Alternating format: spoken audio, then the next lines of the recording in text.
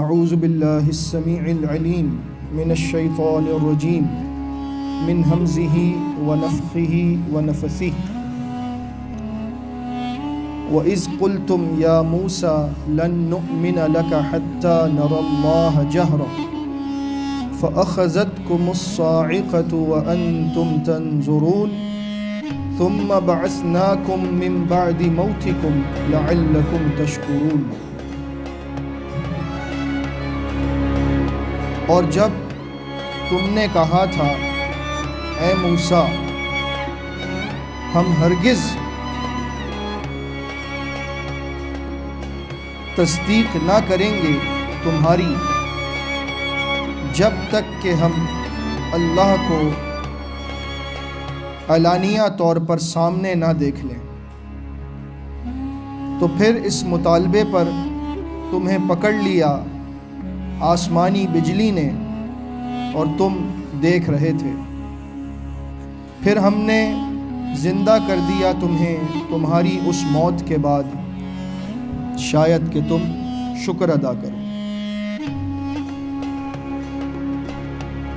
موسیٰ علیہ السلام کی قوم میں سے جن لوگوں نے بچھڑے کو معبود بنایا تھا، ان کے قتل عام کے بعد اب بنی اسرائیل کی ایک اور خصلت بتائی جا رہی ہے کہ اللہ رب العزت کی اتنی عظیم نشانیاں دیکھنے کے بعد بھی ان کا ایمان اس قدر بودا اور کمزور تھا کہ انہوں نے یہ مطالبہ کر دیا کہ ہم اللہ کو اس وقت مانیں گے حقیقت میں جب ہم اللہ کو سامنے دیکھ لیں۔ یہ مطالبہ اتنا عجیب ہے کہ اللہ رب العزت نے اس مطالبے کے ساتھ کبھی ایمان والوں کا ذکر نہیں کیا۔ ایمان والے کبھی بھی ایسا مطالبہ نہیں کر سکتے کہ اللہ پر ایمان لانے کی شرط یہ بنا دی جائے کہ اللہ نظر آئے گا تو ایمان لائیں گے۔ یہ مطالبہ بالکل باطل ہے، یہ مطالبہ تو کافر کرتے ہیں۔ سورہ فرقان میں اللہ نے کفار کا یہ مطالبہ نقل فرمایا ہے کہ یہ کہتے ہیں کہ ہم اس وقت تک ایمان نہ لائیں گے حتی نرا ربنا، جب تک کہ ہم اپنے رب کو سامنے نہ دیکھیں۔ آپ سوچ رہے ہوں گے کہ یہ مطالبہ تو موسیٰ علیہ السلام نے بھی کیا تھا۔ سورہ اعراف میں ربی ارینی انظر الیک، اے میرے رب میں تجھے دیکھنا چاہتا ہوں، مجھے اپنا دیدار کرا دے۔ تو پھر ان کے مطالبے میں اور موسیٰ علیہ السلام کے مطالبے میں کیا فرق ہے؟ فرق یہ ہے کہ موسیٰ علیہ السلام اللہ پر پختہ ایمان رکھتے تھے، لیکن بس اللہ رب العزت کی محبت میں اس کا دیدار کرنا چاہتے تھے، اور یہ بدبخت ان کا ایمان صرف سرسری تھا، اور انہوں نے موسیٰ علیہ السلام کی باتوں کو تسلیم کرنے پر ایک شرط رکھی کہ ہم اس وقت تمہاری ہر بات کو مانیں گے جب تم ہمیں اللہ کو دکھا دو۔ دونوں میں بڑا فرق ہے۔ اس کی ایک بہت اچھی مثال سورہ بقرہ ہی میں آگے چل کر آتی ہے۔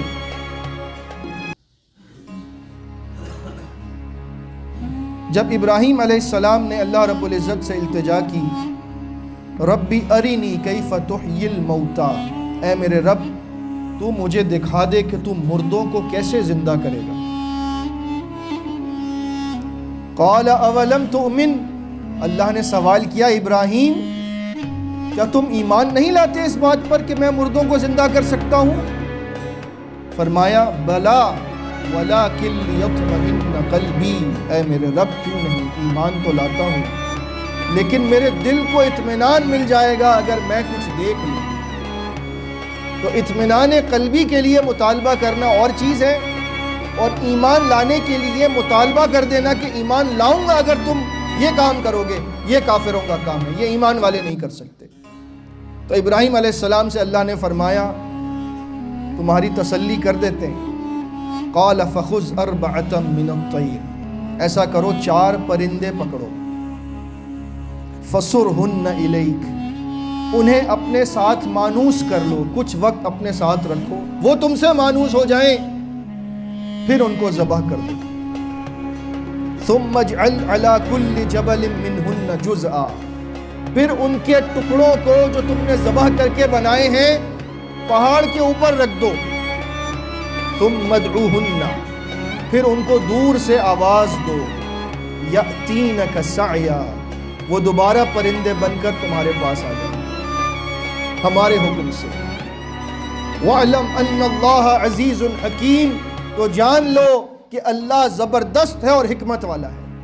اللہ کے لیے کچھ مشکل نہیں، مردوں کو زندہ کرنا اس کے لیے کوئی مسئلہ نہیں ہے۔ ساری دنیا کے انسانوں کو دوبارہ زندہ کرنا اس کے لیے ایسا ہے جیسے ایک جان کو پیدا کرنا، اس کے لیے کوئی مشکل نہیں۔ لہٰذا بات ہے ایمان کی، بات ہے یقین کی۔ تو بنی اسرائیل نے یہاں پر یہ کن لوگوں نے مطالبہ کیا؟ اللہ رب العزت نے سورہ اعراف میں فرمایا وَاخْتَارَ مُوسَىٰ قَوْمَهُ 70 رَجُلًا لِمِيقَاتِنَا، موسیٰ نے اپنی قوم میں سے 70 لوگوں کا انتخاب کیا ایک وقت مقرر کے لیے کہ اللہ سے ملاقات کرنے میں جاؤں گا تو تم 70 بندے میرے ساتھ چلو۔ معلوم ہوتا ہے کہ 12 قبیلے تھے، ان کے یہ بڑے بڑے لوگ تھے، ان کو ساتھ لیا۔ جب وہاں پر پہنچے ہیں تو ان 70 لوگوں نے موسیٰ علیہ السلام کی بات کی مکمل تصدیق کے لیے یہ مطالبہ کر دیا لن نؤمن لک حتی نری اللہ جہرا، ہم نہیں تصدیق کریں گے تمہاری باتوں کی کہ اللہ تم سے کلام کرتا ہے۔ اگر تم تصدیق چاہتے ہو تو ہم اللہ کو اپنی آنکھوں سے دیکھنا چاہتے، جب ہم دیکھیں گے تو ہم مانیں گے کہ تم سچ کہہ رہے ہو۔ یہ مطالبہ اللہ کو بہت ناراض کرتا ہے۔ اللہ رب العزت نے فرمایا فَلَمَّا أَخَذَتْهُمُ الرَّجْفَةُ، کہ وہاں پر زلزلہ آ گیا، کوہ طور پر زلزلہ آ گیا۔ اور سورہ بقرہ کی اس آیت میں فرمایا کہ جب انہوں نے یہ مطالبہ کیا فَأَخَذَتْكُمُ الصَّاعِقَةُ، تو بجلی کی کڑک نے ان کو پکڑ لیا، یعنی زلزلہ آیا، بجلی کی کڑک سے وہ سارے کے سارے جنہوں نے یہ مطالبہ کیا تھا وہ سب کے سب مر گئے۔ اس قدر اللہ تعالیٰ کا غضب تھا ان کے اس مطالبے پر کہ اس بجلی کی کڑک سے، زلزلے سے یہ 70 کے 70 بندے مر گئے۔ موسیٰ علیہ السلام تنہا کھڑے ہیں۔ موسیٰ علیہ السلام اللہ کے سامنے عاجزی کے ساتھ ہاتھ پھیلاتے ہیں اور کہتے ہیں قال رب لو شئت اہلکتہم من قبل وإیائی، اے میرے رب اگر تو چاہتا تو اس سے قبل ہی ان سب کو ہلاک کر دیتا اور مجھے بھی تو ہلاک کر دیتا۔ ہماری قوم نے کام ہی اتنا برا کیا تھا بچڑے کو معبود بنا کر کہ اسی وقت ہم سارے مار دیے جاتے تو یہ بھی ٹھیک تھی سزا ہمارے لیے۔ اور اب جب انہوں نے یہ مطالبہ کر دیا ہے 70 بندوں نے جن کو میں لایا یہ سمجھ کر کہ یہ میری قوم کے سمجھدار لوگ ہیں، انہوں نے یہ مطالبہ کر دیا، تو چاہتا تو ان کو پہلے ہی ہلاک کر دیتا، لیکن اے میرے مولا اتہلکنا بما فعل السفہاء منا، کیا تو ہمیں ہلاک کرتا ہے ایک ایسے کام پر جو ہم میں سے نادانوں نے کیا ہے؟ ہماری قوم کے نادانوں نے جو عمل کیا، کیا تو اس کی وجہ سے ہم سب کو ہلاک کر دے گا؟ تو جو چاہے کر سکتا ہے، لیکن تجھ سے التجا ہے ان کو دوبارہ زندہ کر دے۔ اگر اس طرح سے میری قوم کے بڑے بڑے لوگ ختم ہو گئے تو میں کیسے کام کو آگے بڑھاؤں گا، میں کیسے تیرے دین کو آگے پھیلاؤں؟ ہر نبی کے لیے اصحاب ہوتے ہیں، ہر لیڈر کے لیے قوم ہوتی ہے۔ تو موسیٰ علیہ السلام کی یہ پریشانی تھی۔ پھر اللہ سے فرمایا ان ہی الا فتنتک، یہ تیری آزمائش ہے، تضل بہا من تشاء، تو اس کے ذریعے جسے چاہے گمراہ کر دے، وتہدی من تشاء، جسے چاہے ہدایت دے دے۔ انت ولینا، تو ہی ہمارا کارساز ہے، تیرے علاوہ ہمارا کوئی نہیں ہے۔ تو نے ہی ہمیں سمندر پار کرایا ہے، تو نے ہی فرعون سے نجات دی ہے، تو نے ہی مجھے تورات دی ہے، تیرے علاوہ میرے پاس کوئی سہارا نہیں، میں کہاں جاؤں؟ فاغفر لنا، ہم سب کو بخش دے، وارحمنا، ہم پر رحم فرما، وانت خیر الغافرین، تو بخشنے والوں میں سب سے بہتر بخشنے والا ہے۔ واکتب لنا فی ہذہ الدنیا حسنہ، اس دنیا میں بھی ہمارے لیے بھلائی کو لکھ دے، وفی الآخرہ، اور آخرت میں بھی لکھ دے، انا ہدنا الیک، ہم تیری طرف رجوع کرتے ہیں، ہم تیری طرف آتے ہیں۔ اللہ رب العزت نے موسیٰ علیہ السلام کی اس دعا کو قبول فرمایا اور فرمایا ثم بعثناکم من بعد موتکم، پھر ہم نے تمہیں تمہاری موت کے بعد دوبارہ زندہ کر دیا لعلکم تشکرون کہ تم شکر گزار بن جاؤ. موت کے بعد دوبارہ زندہ کرنا یہ کچھ استثنائی کیفیات ہوتی ہیں جب اللہ نے کچھ لوگوں کو موت دینے کے بعد پھر سے زندہ کیا نشانی کے طور پر. کچھ کو اللہ نے لمبی نیند کے بعد جگا دیا نشانی کے طور پر. اصحاب کہف کو اللہ نے 309 سال تک کی نیند دی. 309 سال سورہ کہف میں ہے. وہ سوتے رہے اور جب وہ جاگے ہیں تو باہر کی دنیا، باہر کی حکومت، باہر کا منظر، باہر کی کرنسی سب کچھ تبدیل ہو چکا تھا اور انہیں ایسا لگا کہ ہم تو کچھ گھنٹے سو کر اٹھے. سبحان اللہ، یہ اللہ کی قدرت. اسی طرح عزیر علیہ السلام کو اللہ نے 100 سال تک عزیر علیہ السلام کو موت دی اور ان کو پھر دوبارہ زندہ کیا. اسی طرح یہاں پر جو بات ہے کہ اللہ رب العزت نے ان کو 70 بندوں کو ہلاک کر دیا. بعض لوگ یہ کہتے ہیں کہ یہ ہلاکت نہیں تھی، یہ بے ہوشی تھی اور بے ہوشی کے بعد اللہ نے ان کو دوبارہ سے ٹھیک کر دیا. نہیں، ہلاکت تھی کیونکہ اللہ رب العزت کا فرمان ہے من بعد موتکم، تمہاری موت کے بعد تمہیں زندہ کیا. بے ہوشی کے لیے لفظ موت نہیں استعمال ہونا تھا. دوسری بات موسیٰ علیہ السلام کی دعا سے بھی دلیل ملتی ہے. افتہلکنا بما فعل السفہاء منا، کیا تو ہلاک کرے گا ہمیں ہمارے نادانوں کے مطالبے کی وجہ سے. ہلاکت اور موت یہ سب کچھ ایک ہی چیز کے لیے استعمال ہوتے ہیں. قدرتی جو رب العزت کی طرف سے بندے کو موت ملتی ہے اس کے لیے. بے ہوشی کے لیے ہلاکت کا لفظ استعمال نہیں ہوتا. تو یہ موت تھی حقیقت میں اور اللہ نے ان کو موت کے بعد دوبارہ زندہ کیا تاکہ یہ شکر گزار بن جائے. اللہ رب العزت ہم پر بھی ایک چھوٹی موت طاری فرماتا ہے روزانہ اور اس چھوٹی موت کے بعد ہمیں دوبارہ زندگی عطا کرتا ہے کہ ہم شکر گزار بن جائیں. وہ چھوٹی موت کیا ہے؟ نیند. نیند ہماری موت کی طرح ہے کہ ہم سو جاتے ہیں رات کو اور کیا دعا پڑھتے ہیں؟ اللہم بسمک اموت و احیا، اے میرے اللہ میں تیرے نام کے ساتھ مرتا ہوں، تیرے ہی نام کے ساتھ جیوں گا. تو نے چاہا ان امسکت نفسی فرحمہا، اگر تو میری روح کو اپنے پاس ہی روک لے تو اس پر رحم کر دینا. وَإِنْ أَرْسَلْتَهَا، اور اگر تو میری روح کو چھوڑ کر واپس جسم میں لوٹا دے فَاحْفَظْهَا بِمَا تَحْفَظُ بِهِ عِبَادَكَ الصَّالِحِينَ، تو اس کی حفاظت فرمانا جیسے تو اپنے نیک بندوں کی روحوں کی حفاظت فرمانا. جب جاگتے ہیں یہ دعا پڑھنا معمول تھا نبی کریم صلی اللہ علیہ وسلم کا.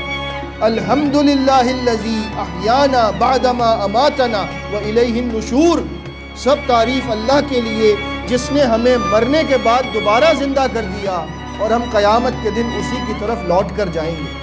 کتنے لوگ ایسے ہیں جو نیند کے بعد نہیں جاگتے، رات کو سوئے، صبح کو لوگ بیدار کر رہے ہیں، اٹھا رہے ہیں، لیکن نہیں کوئی حرکت. ڈاکٹر کو بلایا تو معلوم ہوا جی ان کی تو موت ہو چکی ہے. تو جسے اللہ تعالیٰ اس کی روح لوٹا کر دوبارہ زندہ کر دے، اسے یہ سوچنا چاہیے کہ اللہ نے مجھ پر بڑا احسان کیا. اٹھنے کے بعد وہ اللہ کا نام لے. یہاں پر ہمارے بھائی اور بہنیں، بچے کیا کرتے ہیں؟ اٹھنے کے بعد سب سے پہلے کیا کرتے ہیں؟ ہاتھ میں موبائل فون لے لیتے ہیں. اکثر کا یہ حال ہے، نہ اللہ کا نام لیتے ہیں نہ نماز کی تیاری کرتے ہیں، سب سے پہلے موبائل کو چیک کرتے ہیں جیسے موبائل فون کے ساتھ تمہاری زندگی کا رابطہ ہے. دوسری دعا سکھائی، اس پر میں مکمل کرتا ہوں. اس دعا میں ہمیں مقصد پتہ لگے گا، شکر گزاری کا طریقہ. الحمدللہ الذی عافانی فی جسدی، جب جاگیں تو یہ دعا مانگیں، اے اللہ سب تعریف تیرے لیے کہ تو نے مجھے میرے جسم میں عافیت اور سلامتی کے ساتھ دوبارہ کھڑا کر دیا. اگر تو نہ چاہتا کہ میں اٹھوں تو یہ ہاتھ اور پیر حرکت نہ کرتے. نیند میں کوئی اللہ نہ کرے ایسی مصیبت پڑ جاتی کہ لوگ اٹھا کر لے جاتے کہ اس سے تو ہلا نہیں جا رہا، یہ تو حرکت نہیں کر پا رہا. جو اب اللہ تعالیٰ چلتے پیر اور ہاتھ سلامت رکھ کر آپ کو دوبارہ کھڑا کر دے، اس کا شکر ادا کریں. وَرَدَّ عَلَيَّ روحی، اور جس نے میری روح کو لوٹایا. اور کیوں لوٹایا؟ وَأَذِنَ لِي بِذِكْرِهِ، مجھے اس نے اجازت دی کہ اٹھ کھڑا ہو جا، تجھے اجازت ہے، دوبارہ زندہ کیا، اب جا کر نماز ادا کر، وضو کر، نماز ادا کر، میرا ذکر کر، تجھے اپنے ذکر کے لیے میں نے زندگی عطا کی. لعلکم تشکرون، تاکہ تم شکر ادا کرو۔ تو روزانہ اللہ ہمیں موت کے بعد زندہ کرتا ہے، وہ دیکھنا چاہتا ہے کہ ہم شکر گزار بنتے ہیں یا ہم ناشکروں کی طرح اس زندگی کو بس بے مقصد کاموں میں لگا کر رکھتے ہیں۔ اللہ رب العزت ہمیں شکر گزار بندوں میں سے کرے، اور اللہ کے سامنے ایسا مطالبہ کبھی نہیں کرنا چاہیے جس مطالبے سے اللہ ناراض ہو۔ اللہ کو راضی کرنے والے کام کیجئے، اللہ بہت بخشنے والا، بڑا رحم کرنے والا ہے۔ اللہ رب العزت ہمیں اپنی ناراضگی کے تمام کاموں سے بچائے اور شکر گزار بندوں میں شامل فرما دے۔ آمین۔ استغفر اللہ، استغفر